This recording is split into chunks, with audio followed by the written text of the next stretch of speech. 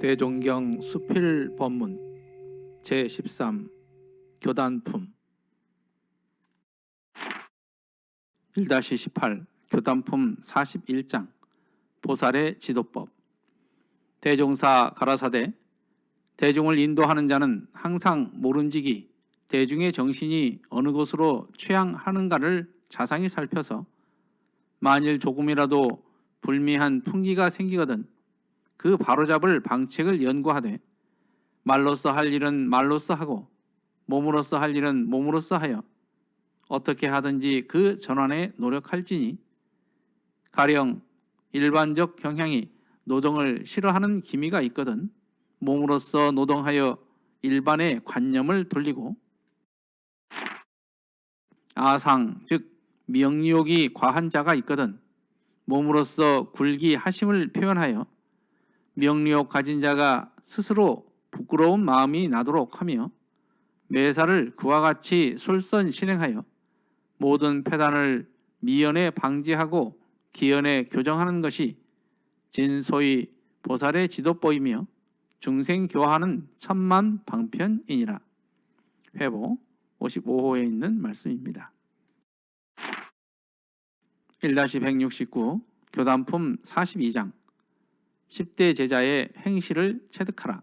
한때 종사님 법자의 오르사 말씀하여 가라사대 어느 시대를 물러나고 새로운 수도회상을 세우기로 하면 근본적으로 그 교리와 제도가 과거보다도 더 우월하여야 할 것은 말할 것도 없으나 또는 그 교리와 제도를 널리 활용할 동지를 만나지 못하면 성공하기가 어렵나니 그러므로 과거 부처님 회상을 볼지라도 지혜 제일인 사리불과 신통 제일인 목견련과 두타 제일인 대가섭과 천안 제일인 안하율과 해공 제일인 수보리와 설법 제일인 부르나와 논의 제일인 가전연과 밀행 제일인 라후라와 다문 제일인 아란과 지율 제일인 우바리 등 10대 제자가 있어서 부처님이 무슨 말씀이나 한번 입 밖에 내시면 그 10대 제자가 먼저 반가이 받들어 솔선실행하며 여러 사람에게도 장려하여 각 방면으로 모험적 행동을 하였으므로 대중은 항상 이 10대 제자의 정신에 의지하여 차차 교화의 힘을 입어서 마침내 영산 대회상을 이루게 된 것이다. 그 10대 제자들의 교화하는 한 예를 들어 말하자면 가령 대중 중에서 어떠한 사람이 잘못하는 일이 있을 때 그 사람을 대하여 직접으로 잘못한다고 말을 하고 보면 사람의 심리는 이상한 것이라 도리어 부끄러움을 타거나 반항을 할 만한 그러한 경우에는 그 10대 제자 중 둘이나 혹은 3, 4인이 비밀리에 공모를 하고 그중 한 사람이 일부러 그 나쁜 짓을 한다. 그러면 옆에서 보던 한 사람은 그 사람을 불러놓고 엄교 중책으로서 훈계를 하나니 그때 중책을 당하는 사람은 또한 부끄러워하거나 반항을 하지 않고 순순히 그 과실을 자백하며 감사한 태도로 참여해야 할 것을 맹세하고 그 후에 그 과실을 고쳐버린다. 그러면 처음에 참으로 잘못한 그 사람은 다른 사람이 자기와 같이 잘못하여 중책을 당하고 참여하는 것을 볼 때에 유년중 참여할 생각이 나며 무언중 그 과실을 고치게 되나니 이와 같은 일들이 곧 10대 제자들로서의 행사였으며 교화하는 방편이었다. 그뿐 아니라 어느 경우에는 그 대중을 인도하기 위하여 아는 것도 모르는 채 잘한 일도 잘 못한 채 하며 또는 탐심이 없으면서도 탐심이 있는 듯 하다가 서서히 탐심 없는 것으로 인도하며 애욕이 없으면서도 애욕이 있는 듯이 하다가 애욕을 끊는 자리로 지도하기도 하며 그야말로 음적 양적으로 부모가 자식을 키우듯 암탉이 달걀을 어루듯 모든 자비행을 베풀어 썼으므로 부처님의 제도 사업에도 많은 수고를 들으셨으며 모든 대중도 쉽게 정법의 교화를 받게 되었나니 그 자비심이 실로 중하지 아니하며 그 공덕이 참으로 장하지 아니한가. 그런즉 제군들은 누구나 물론하고 대중생활을 하여갈 때 항상 이 10대 제자의 행하던 일을 모범하여 이 회상을 창립하는 중견 인물이 되기를 바라노라 하시더라. 회보 57호에 있는 말씀입니다.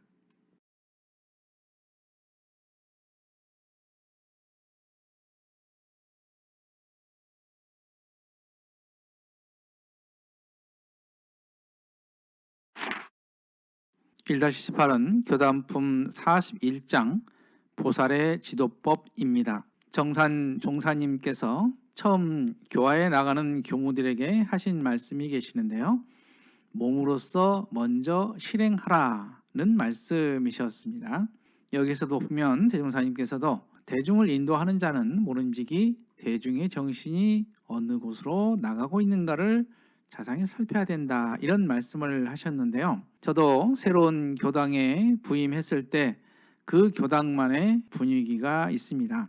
그래서 그 분위기를 어떻게 공부 방향으로 바꿔가야 할지, 그러한 방향이 교화의 큰 방향이 된 적도 있었던 적이 있습니다. 대산종사님께서는 회상편 16장에서 교화의 3단계에 대해서 말씀을 하셨는데요. 첫째는 자비인정교화로 정의를 서로 건네서 법을 받아가게 할 것. 둘째는 무량법문교화로 정법을 전해서 인생의 활로를 열게 할 것. 셋째는 무언실천교화로 말없는 가운데 스스로 수행 적공하여 대도를 증득하여 이를 본받게 할 것이니라. 이렇게 세 가지로 말씀해 주셨는데요. 여기에서 보면은 설선 실행하여 모든 패단을 미연에 방지하고 이렇게 말씀을 하셨는데요. 대종사님께서도 무언의 실천 교화에 말씀을 하신 것 같습니다. 1-106근은 교단품 42장 10대 제자의 행실을 체득하라. 여기에는 부처님의 10대 제자가 나오는데요. 부처님의 제자 가운데 신앙과 수행이 뛰어난 10분을 10대 제자라고 불렀습니다. 뒤에 보면은 나오는데요.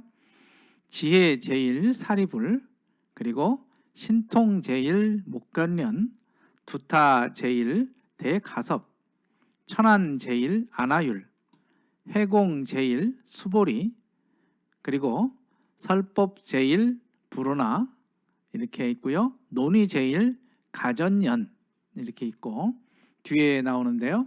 지계 제일 우바리, 밀행 제일 라후라, 다문 제일 아란 등이 있습니다. 대산종법사님께서는 부처님은 10대 제자와 1250인이 받들었으므로 오늘날까지 그 법이 전해져 오고 있으며, 공자는 10철이 있어서 예수는 12사도가 있어서 그 교법이 전해졌다, 이렇게 말씀하시면서 이러한 제자들의 중요성을 말씀을 해 주셨습니다.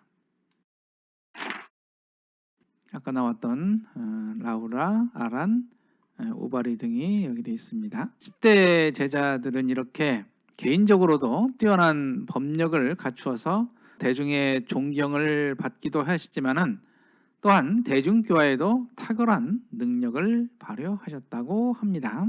대종사님 초기에도 여러 제자들이 모였는데 다양한 성격의 사람들이 모인 만큼 대중을 화합하는데 힘든 일도 있었다고 합니다.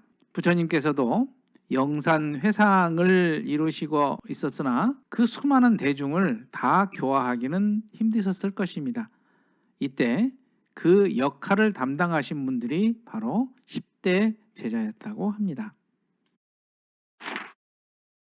대중이 잘못된 행동을 하는 사람이 많을 경우에는 한 분이 그 역할을 맡아서 그 일을 하다가 엄교중책으로 훈계를 받고 곧바로 참회하는 모습을 보임으로써 대중들이 은연중 그 잘못을 고칠 수 있도록 교화 방법을 쓰셨다는 내용이 나옵니다.